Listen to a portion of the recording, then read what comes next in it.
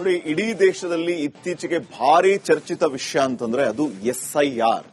SIR ಅಂದ್ರೆ ಮತದಾರರ ಪಟ್ಟಿಯ ತೀವ್ರ ಪರಿಷ್ಕರಣೆಯನ್ನ ಮಾಡುವಂಥದ್ದು.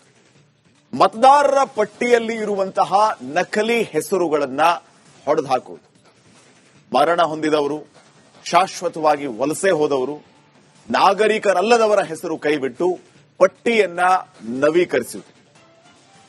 ಹೆಂಗ್ ಹೇಳೋದು ಅಂತಂದ್ರೆ ಕಂಪ್ಲೀಟ್ಲಿ ಜೆನ್ಯೂನ್ ಲಿಸ್ಟ್ ನಿಮಗೆ ಸಿಗುತ್ತೆ. ಕೆಲವು ಕಡೆ ಕೊಟ್ಟಿ ಹೋಟ್ಗಳು, ನಕಲಿ ಮತದಾರರು ಹಂಗೋ ಬಂದು ನಕಲಿ ಆಧಾರ್ ಕಾರ್ಡ್ಗಳನ್ನು ಮಾಡಿಕೊಂಡು ವೋಟರ್ ಐಡಿಯನ್ನು ಕ್ರಿಯೇಟ್ ಮಾಡ್ಕೊಂಡ್ಬಿಟ್ಟಿರ್ತಾರೆ. ಅವೆಲ್ಲವನ್ನೂ ಕೂಡ ಫಿಲ್ಟರ್ ಮಾಡುವಂತಹ ಕೆಲಸ ಈ ಎಸ್ಐಆರ್ ಮೂಲಕ ಆಗತ್ತೆ. ಮೊನ್ನೆ ಪಂಚರಾಜ್ಯ ಚುನಾವಣೆಯ ಮೊದಲು ಮತ್ತು ಆದ ನಂತರವೂ ಈ ಎಸ್ಐಆರ್ ಬಗ್ಗೆ ಸಿಕ್ಕಾಪಟ್ಟೆ ಚರ್ಚೆ ಆಯಿತು. ಎಸ್ಪೆಷಲಿ ವೆಸ್ಟ್ ಬೆಂಗಾಲ್ ಚುನಾವಣೆ. ವೆಸ್ಟ್ ಬೆಂಗಾಲಲ್ಲಿ ಎಸ್ಐಆರ್ ಮೂಲಕ ಲಕ್ಷ ಮತದಾರರ ಡಿಲೀಟ್ ಆಯಿತು. ಎಸ್ಐಆರ್ ಅನ್ನ ಬಳಸ್ಕೊಂಡ್ರು, ಹಿಂಗಾಗಿ ಅವರು ಗೆದ್ರು ಬಿಜೆಪಿಯವರು, ಹಂಗೆ ಹಿಂಗೆ ಅನ್ನುವಂತ ಆರೋಪಗಳು ಕೇಳಿ ಬಂತು. ಆದ್ರೆ ಎಸ್ಐಆರ್ ಅಂದ್ರೆ ಏನು ಅನ್ನುವಂಥದ್ದನ್ನ ಚುನಾವಣಾ ಆಯೋಗ ಬಹಳ ಸ್ಪಷ್ಟವಾಗಿ ಹೇಳುತ್ತೆ. ತೀವ್ರತರನಾದ ಪರಿಷ್ಕರಣೆಯನ್ನ ಮಾಡೋದು.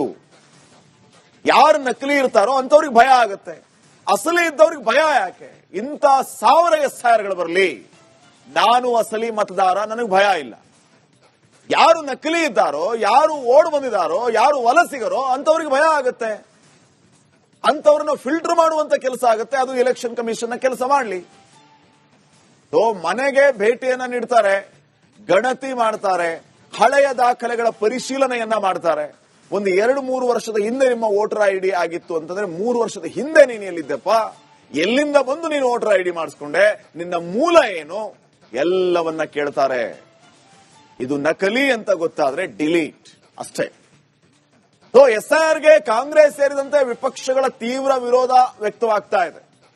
ಕರ್ನಾಟಕದಲ್ಲಿ ಎಸ್ಐಆರ್ 3ನೇ ಹಂತದಲ್ಲಿ ನಡೀತಾ ಇದೆ. ಕರ್ನಾಟಕಕ್ಕೂ ಎಸ್ಐಆರ್ ಡಿಸೆಂಬರ್ಗೆ ಮುಕ್ತಾಯ ಆಗುತ್ತೆ. ರಾಜ್ಯದಲ್ಲಿ ಈ ಎಸ್ಐಆರ್ ಆರಂಭ ಆಗೋದು ಜೂನ್ 30ರಿಂದ. ಜೂನ್ನಿಂದ ಆರಂಭ ಆಗಿ ಡಿಸೆಂಬರ್ಗೆ ಎಂಡ್ ಆಗುತ್ತೆ. ರಾಜ್ಯದಲ್ಲಿ 20 ಲಕ್ಷಕ್ಕೂ ಅಧಿಕ ಮತದಾರರ ಹೆಸರು ಡಿಲೀಟ್ ಆಗುವ ಸಾಧ್ಯತೆ ಇದೆ. ಕೆಲವು ದಿನಗಳ ಹಿಂದೆ ಪ್ರಗತಿಪರ ಸಂಘಟನೆಗಳ ಜೊತೆಗೆ ಮುಖ್ಯಮಂತ್ರಿಗಳು ಸಭೆಯನ್ನ ಮಾಡಿದರು. ಸಭೆಯಲ್ಲಿ ಎಸ್ಐಆರ್ ಆತಂಕದ ಬಗ್ಗೆ ಅಭಿಪ್ರಾಯ ಪಡೆದುಕೊಂಡಿದ್ದಾರೆ ಸಿಎಂ ಸಿದ್ದರಾಮಯ್ಯ ಅವರು. ಎಲ್ಲಾ ವಿಚಾರಗಳ ಬಗ್ಗೆ ಚರ್ಚೆಯನ್ನ ಮಾಡ್ತಾ ಇದ್ದಾರೆ. ನಮ್ಮ ರಾಜ್ಯದಲ್ಲಿ 20ರಿಂದ 22 ಲಕ್ಷ ಮತದಾರರ ಹೆಸರುಗಳು ಡಿಲೀಟ್ ಆಗುವ ಸಾಧ್ಯತೆ ಇದೆ ಅನ್ನೋದ್ರ ಬಗ್ಗೆ ಚರ್ಚೆ ಆಗಿದೆ ಅಂತೆ. ಈ ಪರಿಷ್ಕರಣೆ ಎಲ್ಲವೂ ಆಗಿ ಅಕ್ಟೋಬರ್ 1ನೇ ತಾರೀಕು ಪರಿಷ್ಕೃತ ಮತದಾರರ ಪಟ್ಟಿಯನ್ನ ಬಿಡ್ತಾರೆ. ಅವಾಗ ನೀವು ಚೆಕ್ ಮಾಡ್ಕೋಬೇಕು, ನಮ್ಮ ಹೆಸರು ಇದೆಯೋ ಇಲ್ವೋ, ಡಿಲೀಟ್ ಆಗಿದೆಯೋ ಏನ್ ಕಥೆನೋ. ಅದಕ್ಕೆ ಮತ್ತೆ ಅರ್ಜಿ ಸಲ್ಲಿಸೋದಕ್ಕೆ ಜೆನ್ಯೂನ್ ಇದ್ದೂ ಕೂಡ ಮತದಾರರ ಪಟ್ಟಿಯಲ್ಲಿ ನಿಮ್ಮ ಹೆಸರು ಇರಲಿಲ್ಲ ಅಂತಂದ್ರೆ ಮತ್ತೆ ನಿಮಗೆ ಸಮಯ ಸಿಗುತ್ತೆ. ಆದ್ರೆ ಆಲ್ಮೋಸ್ಟ್ ಈ ಎಸ್ಐಆರ್ ಪಟ್ಟಿಯಲ್ಲಿ ಜೆನ್ಯೂನ್ ಇರೋರ್ದು ಅಂದ್ರೆ ಅಸಲಿ ಇರೋರ್ದು ಯಾವುದೇ ಕಾರಣಕ್ಕೂ ಡಿಲೀಟ್ ಆಗಲ್ಲ. ನಕಲಿ ಇದ್ದದ್ದು ಗಣತಿ ಮಾಡಿದಾಗ, ಮೂಲ ದಾಖಲೆಗಳನ್ನು ಪರಿಶೀಲನೆ ಮಾಡಿದಾಗ ಕೊಟ್ಟಿ ಅನ್ನೋದು ಗೊತ್ತಾದ್ರೆ ನಿಮ್ದು ಡಿಲೀಟ್ ಆಗುತ್ತೆ. ಜೂನ್ 30ನೇ ತಾರೀಕಿಂದ ನಮ್ಮ ರಾಜ್ಯದಲ್ಲಿ 3 ಹಂತದಲ್ಲಿ ಕಾರ್ಯಾಚರಣೆ ನಡೆಯುತ್ತೆ. 16 ರಾಜ್ಯಗಳಲ್ಲಿ ಆಗ್ತಾ ಇದೆ ಇದು. ಈ ಸಾರಿ 16 ರಾಜ್ಯಗಳಲ್ಲಿ ಎಸ್ಐಆರ್ ಬರ್ತಾ ಇದೆ. ಅದರಲ್ಲಿ ನಮ್ಮ ರಾಜ್ಯವೂ ಕೂಡ ಸೇರಿದೆ. ನೆಕ್ಸ್ಟ್ ನೋಡಿ, ಇಡೀ ದೇಶದಲ್ಲಿ ಇತ್ತೀಚೆಗೆ ಭಾರಿ ಚರ್ಚಿತ ವಿಷಯ ಅಂತಂದ್ರೆ ಅದು ಎಸ್ಐಆರ್. ಎಸ್ಐಆರ್ ಅಂದ್ರೆ ಮತದಾರರ ಪಟ್ಟಿಯ ತೀವ್ರ ಪರಿಷ್ಕರಣೆಯನ್ನ ಮಾಡುವಂಥದ್ದು. ಮತದಾರರ ಪಟ್ಟಿಯಲ್ಲಿ ಇರುವಂತಹ ನಕಲಿ ಹೆಸರುಗಳನ್ನ ಹೊಡೆದು ಹಾಕುವುದು. ಮರಣ ಹೊಂದಿದವರು, ಶಾಶ್ವತವಾಗಿ ವಲಸೆ ಹೋದವರು, ನಾಗರಿಕರಲ್ಲದವರ ಹೆಸರು ಕೈಬಿಟ್ಟು ಪಟ್ಟಿಯನ್ನ ನವೀಕರಿಸುವುದು. ಹೆಂಗ್ ಹೇಳೋದು ಅಂತಂದ್ರೆ ಕಂಪ್ಲೀಟ್ಲಿ ಜೆನ್ಯೂನ್ ಲಿಸ್ಟ್ ನಿಮಗೆ ಸಿಗುತ್ತೆ. ಕೆಲವು ಕಡೆ ಕೊಟ್ಟಿ ಹೋಟ್ಗಳು, ನಕಲಿ ಮತದಾರರು ಹಂಗೋ ಬಂದು ನಕಲಿ ಆಧಾರ್ ಕಾರ್ಡ್ಗಳನ್ನು ಮಾಡಿಕೊಂಡು ವೋಟರ್ ಐಡಿಯನ್ನು ಕ್ರಿಯೇಟ್ ಮಾಡ್ಕೊಂಡ್ಬಿಟ್ಟಿರ್ತಾರೆ. ಅವೆಲ್ಲವನ್ನೂ ಕೂಡ ಫಿಲ್ಟರ್ ಮಾಡುವಂತಹ ಕೆಲಸ ಈ ಎಸ್ಐಆರ್ ಮೂಲಕ ಆಗತ್ತೆ. ಮೊನ್ನೆ ಪಂಚರಾಜ್ಯ ಚುನಾವಣೆಯ ಮೊದಲು ಮತ್ತು ಆದ ನಂತರವೂ ಈ ಎಸ್ಐಆರ್ ಬಗ್ಗೆ ಸಿಕ್ಕಾಪಟ್ಟೆ ಚರ್ಚೆ ಆಯಿತು. ಎಸ್ಪೆಷಲಿ ವೆಸ್ಟ್ ಬೆಂಗಾಲ್ ಚುನಾವಣೆ. ವೆಸ್ಟ್ ಬೆಂಗಾಲಲ್ಲಿ ಎಸ್ಐಆರ್ ಮೂಲಕ ಲಕ್ಷ ಮತದಾರರ ಡಿಲೀಟ್ ಆಯಿತು. ಎಸ್ಐಆರ್ ಅನ್ನ ಬಳಸ್ಕೊಂಡ್ರು, ಹಿಂಗಾಗಿ ಅವರು ಗೆದ್ರು ಬಿಜೆಪಿಯವರು, ಹಂಗೆ ಹಿಂಗೆ ಅನ್ನುವಂತ ಆರೋಪಗಳು ಕೇಳಿ ಬಂತು. ಆದ್ರೆ ಎಸ್ಐಆರ್ ಅಂದ್ರೆ ಏನು ಅನ್ನುವಂಥದ್ದನ್ನ ಚುನಾವಣಾ ಆಯೋಗ ಬಹಳ ಸ್ಪಷ್ಟವಾಗಿ ಹೇಳುತ್ತೆ. ತೀವ್ರತರನಾದ ಪರಿಷ್ಕರಣೆಯನ್ನ ಮಾಡೋದು. ಯಾರು ನಕಲಿ ಇರ್ತಾರೋ ಅಂತವ್ರಿಗೆ ಭಯ ಆಗುತ್ತೆ. ಅಸಲಿ ಇದ್ದವ್ರಿಗೆ ಭಯ ಯಾಕೆ? ಇಂಥ 1000 SIRಗಳು ಬರಲಿ, ನಾನು ಅಸಲಿ ಮತದಾರ, ನನಗೆ ಭಯ ಇಲ್ಲ. ಯಾರು ನಕಲಿ ಇದ್ದಾರೋ, ಯಾರು ಓಡ್ ಬಂದಿದ್ದಾರೋ, ಯಾರು ವಲಸಿಗರೋ ಅಂತವ್ರಿಗೆ ಭಯ ಆಗುತ್ತೆ. ಅಂತವ್ರನ್ನ ಫಿಲ್ಟರ್ ಮಾಡುವಂತ ಕೆಲಸ ಆಗುತ್ತೆ. ಅದು ಎಲೆಕ್ಷನ್ ಕಮಿಷನ್ ಕೆಲಸ ಮಾಡಲಿ. ಮನೆಗೆ ಭೇಟಿಯನ್ನ ನೀಡ್ತಾರೆ, ಗಣತಿ ಮಾಡ್ತಾರೆ, ಹಳೆಯ ದಾಖಲೆಗಳ ಪರಿಶೀಲನೆಯನ್ನ ಮಾಡ್ತಾರೆ. ಒಂದು 2-3 ವರ್ಷದ ಹಿಂದೆ ನಿಮ್ಮ ವೋಟರ್ ID ಆಗಿತ್ತು ಅಂತಂದ್ರೆ 3 ವರ್ಷದ ಹಿಂದೆ ನೀನು ಎಲ್ಲಿದ್ದೆಪ್ಪ, ಎಲ್ಲಿಂದ ಬಂದು ನೀನು ವೋಟರ್ ID ಮಾಡಿಸ್ಕೊಂಡೆ, ನಿನ್ನ ಮೂಲ ಏನು, ಎಲ್ಲವನ್ನ ಕೇಳ್ತಾರೆ. ಇದು ನಕಲಿ ಅಂತ ಗೊತ್ತಾದ್ರೆ ಡಿಲೀಟ್ ಅಷ್ಟೇ. SIRಗೆ ಕಾಂಗ್ರೆಸ್ ಸೇರಿದಂತೆ ವಿಪಕ್ಷಗಳ ತೀವ್ರ ವಿರೋಧ ವ್ಯಕ್ತವಾಗ್ತಾ ಇದೆ. ಕರ್ನಾಟಕದಲ್ಲಿ SIR 3ನೇ ಹಂತದಲ್ಲಿ ನಡೀತಾ ಇದೆ. ಕರ್ನಾಟಕಕ್ಕೂ SIR ಡಿಸೆಂಬರ್ಗೆ ಮುಕ್ತಾಯ ಆಗುತ್ತೆ. ರಾಜ್ಯದಲ್ಲಿ ಈ SIR ಆರಂಭ ಆಗೋದು ಜೂನ್ 30ರಿಂದ. ಜೂನ್ನಿಂದ ಆರಂಭ ಆಗಿ ಡಿಸೆಂಬರ್ಗೆ ಎಂಡ್ ಆಗುತ್ತೆ. ರಾಜ್ಯದಲ್ಲಿ 20 ಲಕ್ಷಕ್ಕೂ ಅಧಿಕ ಮತದಾರರ ಹೆಸರು ಡಿಲೀಟ್ ಆಗುವ ಸಾಧ್ಯತೆ ಇದೆ. ಕೆಲವು ದಿನಗಳ ಹಿಂದೆ ಪ್ರಗತಿಪರ ಸಂಘಟನೆಗಳ ಜೊತೆಗೆ ಮುಖ್ಯಮಂತ್ರಿಗಳು ಸಭೆಯನ್ನ ಮಾಡಿದರು. ಸಭೆಯಲ್ಲಿ SIR ಆತಂಕದ ಬಗ್ಗೆ ಅಭಿಪ್ರಾಯ ಪಡೆದುಕೊಂಡಿದ್ದಾರೆ ಸಿಎಂ ಸಿದ್ದರಾಮಯ್ಯ ಅವರು. ಎಲ್ಲಾ ವಿಚಾರಗಳ ಬಗ್ಗೆ ಚರ್ಚೆಯನ್ನ ಮಾಡ್ತಾ ಇದ್ದಾರೆ. ನಮ್ಮ ರಾಜ್ಯದಲ್ಲಿ 20ರಿಂದ 22 ಲಕ್ಷ ಮತದಾರರ ಹೆಸರುಗಳು ಡಿಲೀಟ್ ಆಗುವ ಸಾಧ್ಯತೆ ಇದೆ ಅನ್ನೋದ್ರ ಬಗ್ಗೆ ಚರ್ಚೆ ಆಗಿದೆ ಅಂತ. ಈ ಪರಿಷ್ಕರಣೆ ಎಲ್ಲವೂ ಆಗಿ ಅಕ್ಟೋಬರ್ 1ನೇ ತಾರೀಕು ಪರಿಷ್ಕೃತ ಮತದಾರರ ಪಟ್ಟಿಯನ್ನ ಬಿಡ್ತಾರೆ. ಅವಾಗ ನೀವು ಚೆಕ್ ಮಾಡ್ಕೋಬೇಕು, ನಮ್ಮ ಹೆಸರು ಇದೆಯೋ ಇಲ್ವೋ, ಡಿಲೀಟ್ ಆಗಿದೆಯೋ ಏನ್ ಕಥೆನೋ. ಅದಕ್ಕೆ ಮತ್ತೆ ಅರ್ಜಿ ಸಲ್ಲಿಸೋದಕ್ಕೆ ಜೆನ್ಯೂನ್ ಇದ್ದೂ ಕೂಡ ಮತದಾರರ ಪಟ್ಟಿಯಲ್ಲಿ ನಿಮ್ಮ ಹೆಸರು ಇರಲಿಲ್ಲ ಅಂತಂದ್ರೆ ಮತ್ತೆ ನಿಮಗೆ ಸಮಯ ಸಿಗುತ್ತೆ. ಆದ್ರೆ ಆಲ್ಮೋಸ್ಟ್ ಈ SIR ಪಟ್ಟಿಯಲ್ಲಿ ಜೆನ್ಯೂನ್ ಇರೋರ್ದು ಅಂದ್ರೆ ಅಸಲಿ ಇರೋರ್ದು ಯಾವುದೇ ಕಾರಣಕ್ಕೂ ಡಿಲೀಟ್ ಆಗಲ್ಲ.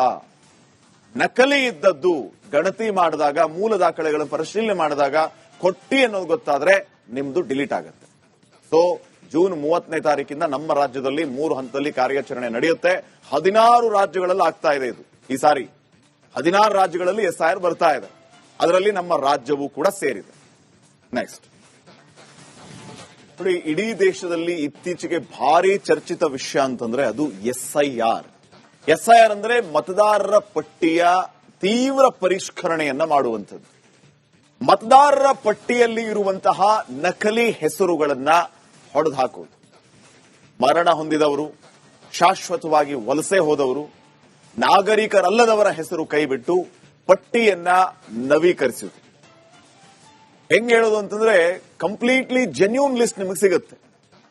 ಕೆಲವು ಕಡೆ ಕೊಟ್ಟಿ ಹೋಟ್ಗಳು, ನಕಲಿ ಮತದಾರರು ಹಂಗೋ ಬಂದು ನಕಲಿ ಆಧಾರ್ ಕಾರ್ಡ್ಗಳನ್ನು ಮಾಡಿಕೊಂಡು ವೋಟರ್ ಐಡಿಯನ್ನು ಕ್ರಿಯೇಟ್ ಮಾಡ್ಕೊಂಡ್ಬಿಟ್ಟಿರ್ತಾರೆ. ಅವೆಲ್ಲವನ್ನೂ ಕೂಡ ಫಿಲ್ಟರ್ ಮಾಡುವಂತಹ ಕೆಲಸ ಈ SIR ಮೂಲಕ ಆಗುತ್ತೆ. ಮೊನ್ನೆ ಪಂಚರಾಜ್ಯ ಚುನಾವಣೆಯ ಮೊದಲು ಮತ್ತು ಆದ ನಂತರವೂ ಈ SIR ಬಗ್ಗೆ ಸಿಕ್ಕಾಪಟ್ಟೆ ಚರ್ಚೆ ಆಯಿತು. ಎಸ್ಪೆಷಲಿ ವೆಸ್ಟ್ ಬೆಂಗಾಲ್ ಚುನಾವಣೆ. ವೆಸ್ಟ್ ಬೆಂಗಾಲಲ್ಲಿ SIR ಮೂಲಕ ಲಕ್ಷ ಮತದಾರರ ಡಿಲೀಟ್ ಆಯಿತು. SIR ಅನ್ನ ಬಳಸ್ಕೊಂಡ್ರು, ಹಿಂಗಾಗಿ ಅವರು ಗೆದ್ರು, ಬಿಜೆಪಿ ಅವರು ಹಂಗೆ ಹಿಂಗೆ ಅನ್ನುವಂತ ಆರೋಪಗಳು ಕೇಳಿ ಬಂತು. ಆದ್ರೆ SIR ಅಂದ್ರೆ ಏನು ಅನ್ನುವಂಥದ್ದನ್ನ ಚುನಾವಣಾ ಆಯೋಗ ಬಹಳ ಸ್ಪಷ್ಟವಾಗಿ ಹೇಳುತ್ತೆ. ತೀವ್ರತರನಾದ ಪರಿಷ್ಕರಣೆಯನ್ನ ಮಾಡೋದು. ಯಾರು ನಕಲಿ ಇರ್ತಾರೋ ಅಂತವ್ರಿಗೆ ಭಯ ಆಗುತ್ತೆ. ಅಸಲಿ ಇದ್ದವ್ರಿಗೆ ಭಯ ಯಾಕೆ? ಇಂಥ 1000 SIRಗಳು ಬರಲಿ, ನಾನು ಅಸಲಿ ಮತದಾರ, ನನಗೆ ಭಯ ಇಲ್ಲ. ಯಾರು ನಕಲಿ ಇದ್ದಾರೋ, ಯಾರು ಓಡ್ ಬಂದಿದ್ದಾರೋ, ಯಾರು ವಲಸಿಗರೋ ಅಂತವ್ರಿಗೆ ಭಯ ಆಗುತ್ತೆ. ಅಂತವ್ರನ್ನ ಫಿಲ್ಟರ್ ಮಾಡುವಂತ ಕೆಲಸ ಆಗುತ್ತೆ. ಅದು ಎಲೆಕ್ಷನ್ ಕಮಿಷನ್ ಕೆಲಸ ಮಾಡಲಿ. ಮನೆಗೆ ಭೇಟಿಯನ್ನ ನೀಡ್ತಾರೆ, ಗಣತಿ ಮಾಡ್ತಾರೆ, ಹಳೆಯ ದಾಖಲೆಗಳ ಪರಿಶೀಲನೆಯನ್ನ ಮಾಡ್ತಾರೆ. ಒಂದು 2-3 ವರ್ಷದ ಹಿಂದೆ ನಿಮ್ಮ ವೋಟರ್ ID ಆಗಿತ್ತು ಅಂತಂದ್ರೆ 3 ವರ್ಷದ ಹಿಂದೆ ನೀನು ಎಲ್ಲಿದ್ದೆಪ್ಪ, ಎಲ್ಲಿಂದ ಬಂದು ನೀನು ವೋಟರ್ ID ಮಾಡಿಸ್ಕೊಂಡೆ, ನಿನ್ನ ಮೂಲ ಏನು, ಎಲ್ಲವನ್ನ ಕೇಳ್ತಾರೆ. ಇದು ನಕಲಿ ಅಂತ ಗೊತ್ತಾದ್ರೆ ಡಿಲೀಟ್ ಅಷ್ಟೇ. SIRಗೆ ಕಾಂಗ್ರೆಸ್ ಸೇರಿದಂತೆ ವಿಪಕ್ಷಗಳ ತೀವ್ರ ವಿರೋಧ ವ್ಯಕ್ತವಾಗ್ತಾ ಇದೆ. ಕರ್ನಾಟಕದಲ್ಲಿ SIR 3ನೇ ಹಂತದಲ್ಲಿ ನಡೀತಾ ಇದೆ. ಕರ್ನಾಟಕಕ್ಕೂ SIR ಡಿಸೆಂಬರ್ಗೆ ಮುಕ್ತಾಯ ಆಗುತ್ತೆ. ರಾಜ್ಯದಲ್ಲಿ ಈ SIR ಆರಂಭ ಆಗೋದು ಜೂನ್ 30ರಿಂದ. ಜೂನ್ನಿಂದ ಆರಂಭ ಆಗಿ ಡಿಸೆಂಬರ್ಗೆ ಎಂಡ್ ಆಗುತ್ತೆ. ರಾಜ್ಯದಲ್ಲಿ 20 ಲಕ್ಷಕ್ಕೂ ಅಧಿಕ ಮತದಾರರ ಹೆಸರು ಡಿಲೀಟ್ ಆಗುವ ಸಾಧ್ಯತೆ ಇದೆ. ಕೆಲವು ದಿನಗಳ ಹಿಂದೆ ಪ್ರಗತಿಪರ ಸಂಘಟನೆಗಳ ಜೊತೆಗೆ ಮುಖ್ಯಮಂತ್ರಿಗಳು ಸಭೆಯನ್ನ ಮಾಡಿದರು. ಸಭೆಯಲ್ಲಿ ಎಸ್ಐಆರ್ ಆತಂಕದ ಬಗ್ಗೆ ಅಭಿಪ್ರಾಯ ಪಡೆದುಕೊಂಡಿದ್ದಾರೆ ಸಿಎಂ ಸಿದ್ದರಾಮಯ್ಯ ಅವರು. ಈ ಎಲ್ಲಾ ವಿಚಾರಗಳ ಬಗ್ಗೆ ಚರ್ಚೆಯನ್ನ ಮಾಡ್ತಾ ಇದ್ದಾರೆ. ನಮ್ಮ ರಾಜ್ಯದಲ್ಲಿ 20ರಿಂದ 22 ಲಕ್ಷ ಮತದಾರರ ಹೆಸರುಗಳು ಡಿಲೀಟ್ ಆಗುವ ಸಾಧ್ಯತೆ ಇದೆ ಅನ್ನೋದ್ರ ಬಗ್ಗೆ ಚರ್ಚೆ ಆಗಿದೆ ಅಂತೆ. ಈ ಪರಿಷ್ಕರಣೆ ಎಲ್ಲವೂ ಆಗಿ ಅಕ್ಟೋಬರ್ 1ನೇ ತಾರೀಕು ಪರಿಷ್ಕೃತ ಮತದಾರರ ಪಟ್ಟಿಯನ್ನ ಬಿಡ್ತಾರೆ. ಅವಾಗ ನೀವು ಚೆಕ್ ಮಾಡ್ಕೋಬೇಕು, ನಮ್ಮ ಹೆಸರು ಇದೆಯೋ ಇಲ್ವೋ, ಡಿಲೀಟ್ ಆಗಿದೆಯೋ ಏನ್ ಕಥೆನೋ. ಅದಕ್ಕೆ ಮತ್ತೆ ಅರ್ಜಿ ಸಲ್ಲಿಸೋದಕ್ಕೆ ಜೆನ್ಯೂನ್ ಇದ್ದೂ ಕೂಡ ಮತದಾರರ ಪಟ್ಟಿಯಲ್ಲಿ ನಿಮ್ಮ ಹೆಸರು ಇರಲಿಲ್ಲ ಅಂತಂದ್ರೆ ಮತ್ತೆ ನಿಮಗೆ ಸಮಯ ಸಿಗುತ್ತೆ. ಆದ್ರೆ ಆಲ್ಮೋಸ್ಟ್ ಈ ಎಸ್ಐಆರ್ ಪಟ್ಟಿಯಲ್ಲಿ ಜೆನ್ಯೂನ್ ಇರೋರ್ದು ಅಂದ್ರೆ ಅಸಲಿ ಇರೋರ್ದು ಯಾವುದೇ ಕಾರಣಕ್ಕೂ ಡಿಲೀಟ್ ಆಗಲ್ಲ. ನಕಲಿ ಇದ್ದದ್ದು ಗಣತಿ ಮಾಡಿದಾಗ, ಮೂಲ ದಾಖಲೆಗಳನ್ನು ಪರಿಶೀಲನೆ ಮಾಡಿದಾಗ ಕೊಟ್ಟಿ ಅನ್ನೋದು ಗೊತ್ತಾದ್ರೆ ನಿಮ್ದು ಡಿಲೀಟ್ ಆಗುತ್ತೆ. ಜೂನ್